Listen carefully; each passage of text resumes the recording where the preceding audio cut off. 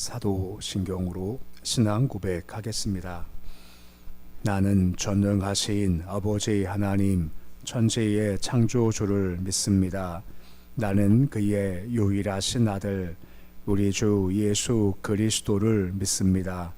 그는 성령으로 잉태되어 동정녀 마리아에게서 나시고 본디오 빌라도에게 고난을 받아 십자가에 못 박혀 죽으시고 장사된 지 사흘 만에 죽은 자 가운데서 다시 살아나셨으며 하늘에 오르시어 전능하신 아버지 하나님 우편에 앉아 계시다가 거기로부터 살아있는 자와 죽은 자를 심판하러 오십니다. 나는 성령을 믿으며 거룩한 공교회와 성도의 교제와 죄를 용서받는 것과 몸의 부활과 영생을 믿습니다. 아멘. 찬송가 144장 찬양하겠습니다.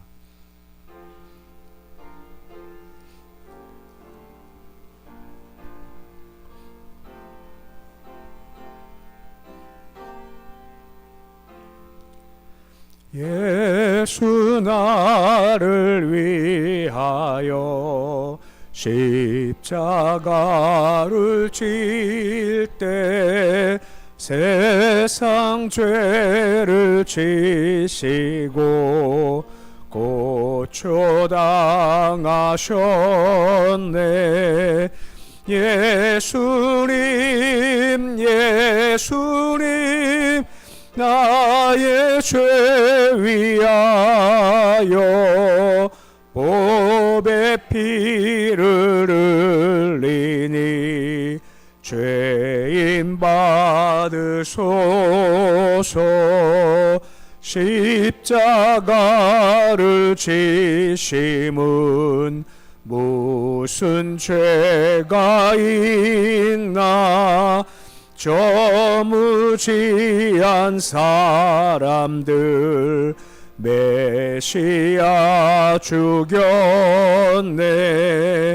예수님 예수님 나의 죄 위하여 보배 피를 흘리니 죄인 받으소서.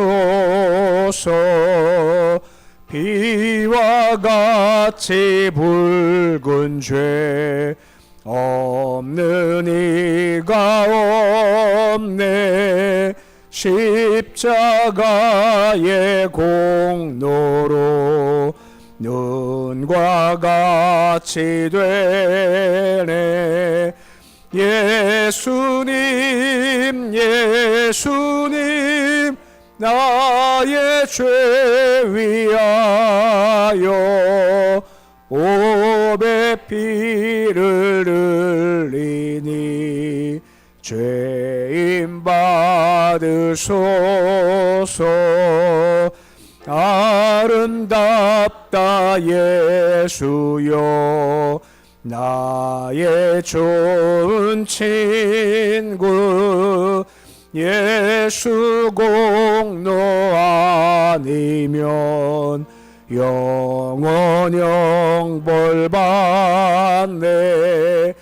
예수님 예수님 나의 죄 위하여 보배 피를 흘리니 죄인 받으소서.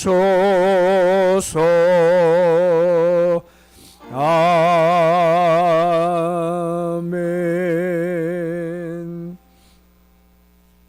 314장 찬양하겠습니다.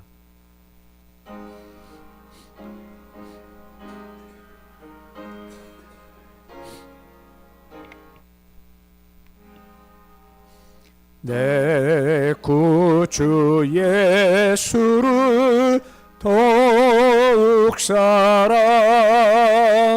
엎드려 비는 말 들으 주소서.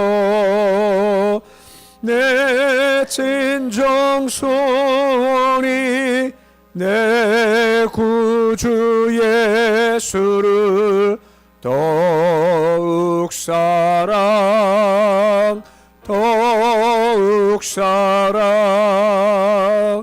이전엔 세상 낙 기뻤어도 지금 내 기쁨은 오직 예수. 다만 내비는 말 내 구주 예수를 더욱 사랑 이 세상 떠날 때 찬양하고 숨질 때 하는 말 이것일세. 다만 내비는 말 내 구주 예수를 더욱 사랑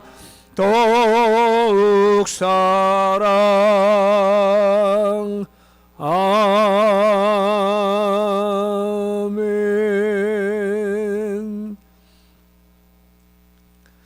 오늘 말씀은 요한일서 4장 18절에서 21절까지의 말씀입니다. 요한일서 4장 18절에서 21절까지의 말씀입니다. 요한일서 4장 18절로 21절까지의 말씀 우리 함께 봉독하겠습니다. 사랑 안에 두려움이 없고 온전한 사랑이 두려움을 내쫓나니 두려움에는 형벌이 있음이라. 두려워하는 자는 사랑 안에서 온전히 이루지 못하였느니라. 우리가 사랑함은 그가 먼저 우리를 사랑하셨음이라. 누구든지 하나님을 사랑하노라 하고 그 형제를 미워하면 이는 거짓말하는 자니 보는 바 그 형제를 사랑하지 아니하는 자는 보지 못하는 바 하나님을 사랑할 수 없느니라. 우리가 이 계명을 주께 받았으니 하나님을 사랑하는 자는 또한 그 형제를 사랑할지니라. 아멘. 요한일서의 말씀을 통해서 계속 반복되고 있고 또 어제도 보았지만 원리가 이거죠. 우리가 사랑을 먼저 받았기에 사랑하는 것이 마땅하다라는 겁니다. 근데 이것이 실제 삶에서 가능하기 위해서는 또 하나의 도움이 필요하다라고 어저께 보았죠. 바로 성령님의 역사라고 하는 겁니다. 우리가 뭔가 아는 말씀을 삶 가운데 행한다는 것은 힘이 필요한데 그 힘은 위에서 공급되는 건데 그 힘을 은혜라고 하기도 하고 또 성령님의 도우심이다라고 하기도 하는 겁니다. 성령이 역사하시면 내가 사랑받고 있구나 하는 것을 내가 알게 하고 시인하게 하고 고백하게 하고 감동하게 하시죠. 그래서 내가 이 길을 걸어가야겠구나 하고 방향을 잡아주는 것이 성령님의 역사라고 하는 겁니다. 그러할 때 결과가 크게 두 가지지 않습니까? 한 가지는 주와 더 깊은 영적 교제 가운데 들어갈 수가 있고 또한 주 앞에서 우리가 담대할 수 있다는 것이 말씀의 내용이었습니다. 오늘 한 번 더 상에 대한 결론적인 말씀으로 말씀을 마무리해주고 있는 겁니다. 18절의 말씀인데 18절 말씀 같이 읽어 보시겠습니다. 사랑 안에 두려움이 없고 온전한 사랑이 두려움을 내쫓나니 두려움은 형벌이 있음이라. 두려워하는 자는 사랑 안에서 온전히 이루지 못하였느니라 합니다. 사랑 안에 두려움이 없다라고 하는 겁니다. 참된 사랑이라는 것은 상대방에 대한 어떤 염려 두려움 없이 상대방을 조건 없이 송두리째 그냥 다 용납하는 행위다라고 볼 수가 있는 겁니다. 그 자체를 용납하는 거죠. 탕자 아버지 같은 경우 탕자가 들어왔었을 때 여전히 더럽지 않습니까? 냄새가 나지 않습니다. 하지만 이것저것 보지 않고 그냥 그를 안아주는 용납함이 있다라고 하는 겁니다. 이제 그런 자세가 바로 사랑이다라고 한다라고 하는 겁니다. 하지만 두려움이 있고 의심이 있으면 상대를 용납할 수가 없는 겁니다. 야곱이 형 에서 만났었을 때 그런 마음 품었지 않습니까? 결심하고 왔겠지만 형 에서를 딱 보는 순간에 그를 용납하지 못하죠. 그 이유가 무엇 때문입니까? 그 속에 에서에 대한 두려움이 있으니 그를 용납하지 못하게 된다라고 하는 겁니다. 하지만 참된 사랑은 두려움이 없다라고 말씀을 해주고 있는 겁니다. 이 두려움은 마치 노예가 자기 주인을 두려워하는 그런 마음을 의미한다라고 하는 거죠. 사실 우리가 주 앞에 섰을 때 그런 두려운 마음을 가지지 않습니까? 근데 그 두려움은 바로 죄로 인한 두려움이다라고 하는 겁니다. 하지만 하나님께서 우리 사랑을 하셨기에 사랑을 통해서 두려움을 주께서 제하신다라고 말씀해주고 있고, 사랑 안을 구하면 두려움이 없다라고 하고 있는 겁니다. 아담과 하와가 선악과를 따먹었고 그 이후 주께서 그를 부르실 때 아담의 감정이 뭐였습니까? 사랑이 아니라 두려움이었습니다. 그러기에 나무 뒤에 숨어 있는 것이 그의 모습이다라고 하는 것입니다. 하지만 우리가 주님 사랑 안에 거할 때 두려움이 제거가 된다라고 하는 것이고, 또한 받았으니 사랑할 때 우리가 주 앞에서 두려움도 제하게 된다라고 하는 겁니다. 그래서 요한일서에서 이렇게 똑같이 가는 게 있죠. 사랑한다는 것은 믿음 안에 거하는 거고, 믿음 안에 거하면 사랑을 하는 거다 하는 것이 같이 가지 않습니까? 사랑한다는 것은 믿음을 증명해 보이기 때문에 믿음 가운데 담대함이 있고, 그 담대함이 충만할 때 두려움도 제할 수가 있다라고 말씀해 주고 있는 겁니다. 사랑에는 두려움이 없다라고 말씀해 주고 있는 겁니다. 근데 문제가 뭐냐? 사랑을 행하는 것이 우리의 남은 과제라는 겁니다. 근데 이것이 가능한 이유 중 한 가지가 뭘까요? 19절 말씀 보시면 계속 반복된 것을 한 번 더 단정적으로 말씀을 해주고 있는 겁니다. 19절인데 말씀 같이 읽어 보시겠습니다. 우리가 사랑하면 그가 먼저 우리를 사랑하셨음이라 라고 말씀을 해주고 있습니다. 지금 우리가 말씀을 보았지만 어제도 보았고 9, 10, 11절 그제도 보았고 계속 이 말씀이 반복되고 있는 겁니다. 먼저 우리가 사랑을 받은 게 전제라고 하는 것이, 그러기에 사랑함이 가능하다라고 하는 겁니다. 받은 것이 없으면 주시는 것이 아무것도 없죠. 하지만 우리가 받았다 그러기에 주라라고 하는 겁니다. 예수께서 하신 비유 가운데 1만 달란트 비유가 뭐겠습니까? 이만큼 받았으니 이만큼 빚진 자를 어떻게 하라는 것입니까? 탕감해 주라라고 하는 겁니다. 이걸 탕감해 준 임금이 잘 이렇게 보고 있기 때문에 성령께서 너 사랑받았음을 알게 하고 믿고 시인하고 인정하게 했다라고 하면 사랑을 행해야 한다라고 말씀을 해주고 있는 겁니다. 그러면서 좀 더 말씀 보겠습니다만, 큰 계명, 주께서 말씀하신 계명 유학이 무엇입니까? 하나님 사랑, 이웃 사랑이라고 하는 겁니다. 근데 보통 저도 그렇지만 하나님 사랑과 이웃 사랑 가운데 어디에 보통 우리가 집중을 많이 하나요? 하나님 사랑에 집중을 많이 합니다. 이것도 물론 필요한 거죠. 하지만 이것이 흘러가야 한다는 겁니다. 누구한테 말입니까? 이곳에 흘러가야 한다라고 말씀해주고 있다라고 하는 겁니다. 흘러가 이것이 온전타라고 말씀해주고 있고 받았기에 해야 한다라고 말씀해주고 있는 겁니다. 그러면서 다음과 같이 경고하는 말씀도 이어지는 거죠. 보면 20절인데 우리 20절 말씀 같이 함께 읽어 보시겠습니다. 누구든지 하나님을 사랑하노라 하고 형제를 미워하면 이는 거짓말하는 자니, 보는 바 그 형제를 사랑하지 아니하는 자는 보지 못하는 바 하나님을 사랑할 수 없느니라 합니다. 가장 처음에 누구든지라고 하지 않습니까? 여기 예외가 아무도 없다라고 하는 겁니다. 세상에서 아무리 위대한 자라 할지라도, 아무리 뛰어난 교회의 리더라 할지라도 말과 혈압만 사랑하고 실천이 없다 하면 주께서 뭐라 말씀하십니까? 너 그거 거짓말하는 거야 라고 말씀해주고 있다라고 하는 것입니다. 말로 주님을 사랑합니다 하면서 주의 피조물, 하나님의 자녀, 하나님이 사랑하는 사람을 사랑하지 않으면 그것은 거짓이다라고 하고 있다라고 하는 거죠. 요한일서 말씀 기억나시죠? 마귀 얘기하면서 살인한 자요, 또 한 가지는 뭐 했습니까? 거짓의 아비라고 했지 않습니까?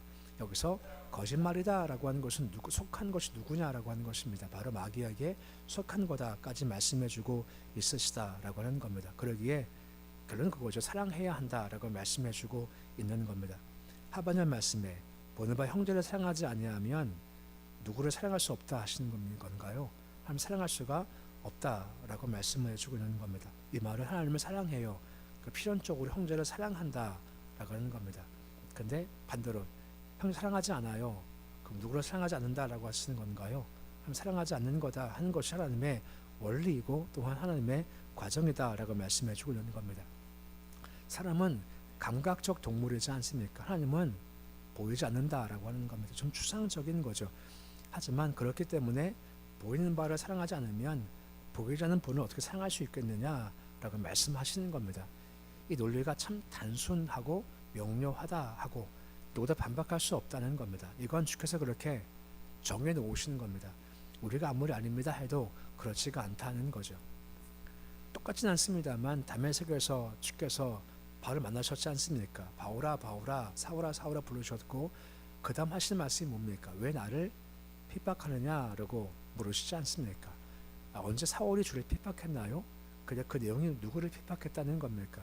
주의 백성을 핍박하는 거 나 핍박하는 거야 하고 왜 핍박하냐라고 말씀하시는 겁니다. 그런 말씀 많지 않습니까? 뭐 양과 염소 비유처럼 헐벗었을 때 나 입혀줬고 배고플 때 먹게 했고 목마를 때 맛있게 했고 외로울 때 찾아와 주었고 근데 그 사람은 이걸 기억도 못해요. 그만큼 지극히 작은 일이지만 나한테 한 것이다 라고 말씀해주고 있다라고 하는 겁니다. 그러기에 그 말씀을 따라가야 한다라고 말씀해주고 있는 겁니다. 이것은 세상 사람은 알지도 못하고 이해도 못합니다. 하지만 우리가 이해되죠. 왜요? 내가 받은 게 있지 않습니까? 받은 게 있으니 그 길을 걸어가야 돼 라고 말씀해주고 있는 겁니다. 그래서 21절 말씀 보시면 사랑을 쭉 얘기하신 결론적인 말씀을 21절에서 다음과 같이 말씀을 마치고 있는 겁니다. 21절인데 말씀 같이 읽어 보시겠습니다. 우리가 이 계명을 주께 받았으니 하나님을 사랑하는 자는 또한 형제를 사랑할지니라 합니다. 이 계명을 주께 받았다라고 하고 있는 겁니다. 계명을 받은 겁니다. 명령을 받은 겁니다. 하나님 명령을 선포하셨죠. 그러니까 사랑하라는 명령은 명령이기 때문에 우리가 선택해서 하고 하지 않고 것이 아니라 절대적으로 지켜야 할 계명이다라고 하는 것이고 이 계명은 모든 성도가 따라가야 할 말씀이다라고 하는 것입니다. 요한일서 말씀 보면서 제가 몇 번씩 드린 말씀이 있습니다. 바로 하나님 명령하시는 분이라고 하는 겁니다. 우리를 이만큼 이렇게 끌어올리고 싶어 하세요. 영적으로 말입니다. 그때는 주께서 명령을 하시는 겁니다. 아브라함을 주께서 세우고 싶으신 겁니다. 그 명령하시지 않습니까? 가장 대표적인 명령이 아브라함한테 무슨 명령을 내리시는 거죠? 본토를 떠나라 명령하시죠. 나중에 누구 바치라 말씀합니까? 이삭 아들을 바치라 라고 명령하시는 겁니다.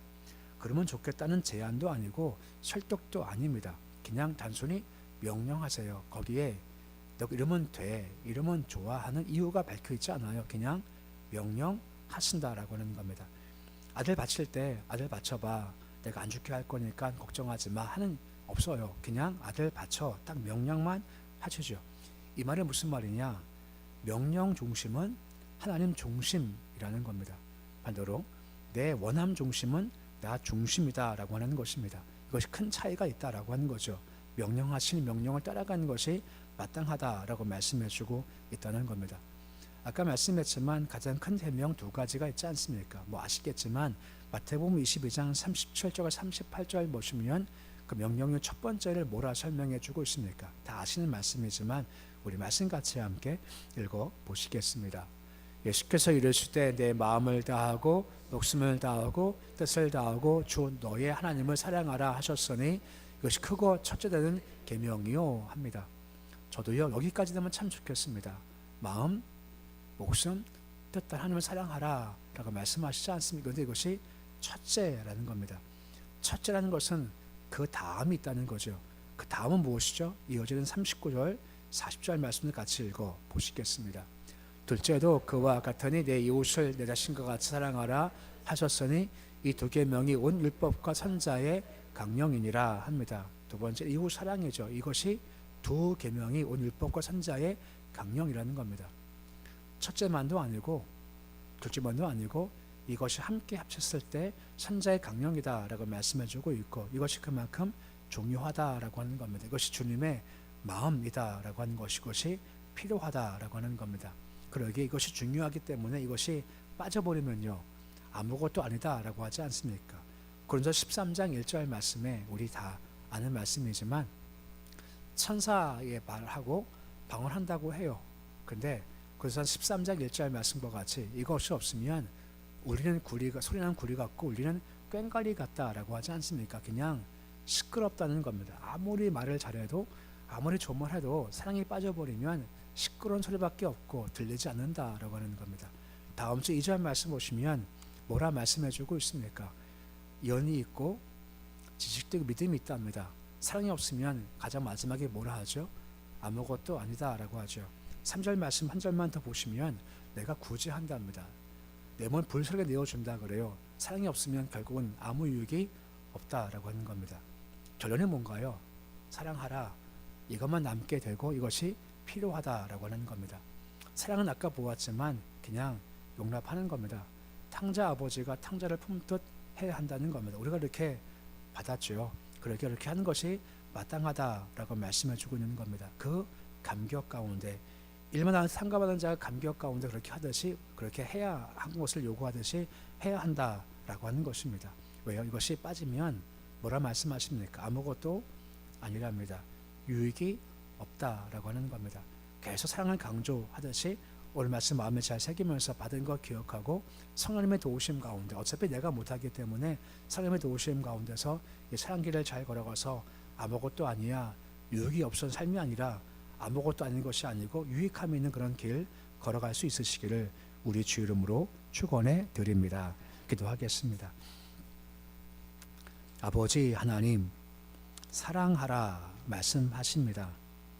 사랑하는 이유는 내가 받은 것이 있지 않냐, 내가 뭔 사랑했지 않냐, 그러기에 해야 한다라고 말씀하고 있으시는 겁니다.